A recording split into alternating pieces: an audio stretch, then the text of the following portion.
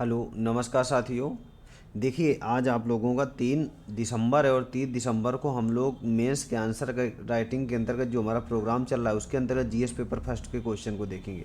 देखिए एग्ज़ाम आप लोगों का 22 दिसंबर को है और 22 दिसंबर के बाद हम लोग जो मेंस आंसर राइटिंग के हैं तो उसमें मेन आंसर राइटिंग का GS paper first, GS second और जीएस थर्ड और जीएस फोर्थ, ठीक है ना।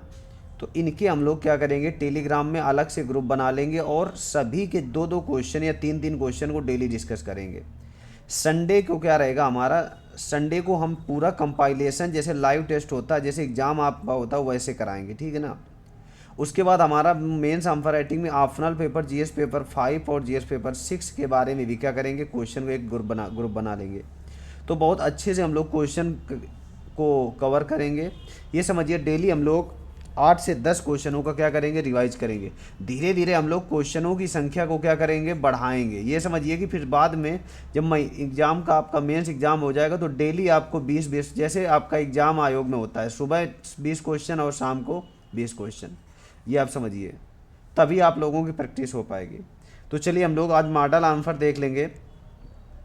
तटीय विच्छेदन, तटीय कटाव और निष्कासन की प्रक्रिया में विभिन्न भू आकृतियों का निर्माण होता है, चर्चा करें।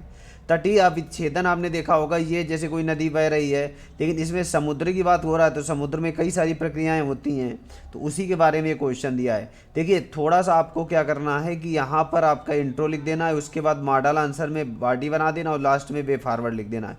बहुत कुछ कठिन क्वेश्चन होता नहीं है, बहुत आसानी से हम लोग क्या कर सकते हैं, लिख सकते हैं, ठीक है ना। तो बहुत जल्दी आप लोगों को ये सब सुविधाएं मिलने वाली हैं, बस आप लोग कंटिन्यू करे रहिए।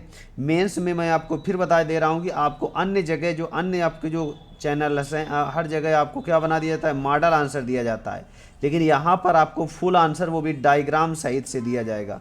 आप ये समझिए मेरे पुराने वाले बैकअप में कभी भी देख सकते हैं कि पूरा डायग्राम, पूरा एक तरफ से आपको डायग्राम मिलेगा, ठीक है ना। तो यहाँ पर हम लोग देख लेते हैं समुद्री जो तट प्रक्रियाएं हैं जिनमें अपर्दन तथा निक्षेपण भी शामिल है। इसके अलावा तरंग हो गया, जो तरंगे होती हैं, ज्वार भाटा तथा सुनामी आदि से भू आकृतियों का क्या होता है, निर्माण होता है। और इन सभी प्रक्रियाओं में भू आकृति में जलवायु तथा मानवीय मानवीय आपदाओं में उनको क्या करते हैं, प्रभावित करते हैं। अब यहाँ से संबंधित कारक देख लेते हैं, जो सागरीय जल से संबंधित, जो जैसे जलदाब की क्रिया हो गई, जलगत क्रिया हो गई, अपकर्षण हो गया, सन्निकर्षण हो गया और घुलनशील क्रिया हो गई, और घुलनशील क्या है, क्रियाएं। अब यहाँ पर जो आकृतियों का इसमें दिया हुआ है कि जो आकृतियाँ होती हैं इनकी आकृतियों का निर्माण होता है। तो भाइयों इसको देखिए, आकृतियाँ जो ऐसे कैसे होती हैं, इस दो प्रकार से होती हैं, अपर्दनात्मक और निक्षेपात्मक। आ गया, निक्षेपात्मक क्रिया होती है।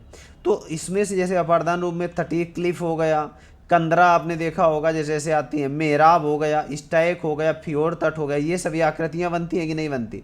निक्षेपात्मक रूप में जैसे आपने देखा आपकी पुलिन हो गया, रोधिका, स्प्रे और हुक आदि हैं। इसके आगे वाला शायद पेज नहीं लिख पाया मैं, इसमें ऐड नहीं हुआ, सॉरी, उसका फ़ोटो नहीं लिख पाया, छूट गया। चलिए इसको इतना ही रखते हैं आज के लिए। तो इसमें आप लोग प्रयास करना, ठीक है, बिल्कुल बहुत अच्छे से, कुछ भी आपको देखो कठिन कुछ भी नहीं है, ठीक है ना। बिल्कुल लगे रहिए, कंटिन्यू भरोसा बनाए रखिए अपने ऊपर, आप सब कुछ कर सकते हैं और सिलेक्शन भी ले सकते हैं और लेना होगा, ये आप समझिए, ठीक है ना। तो आज के लिए इतने रखते हैं, थैंक यू।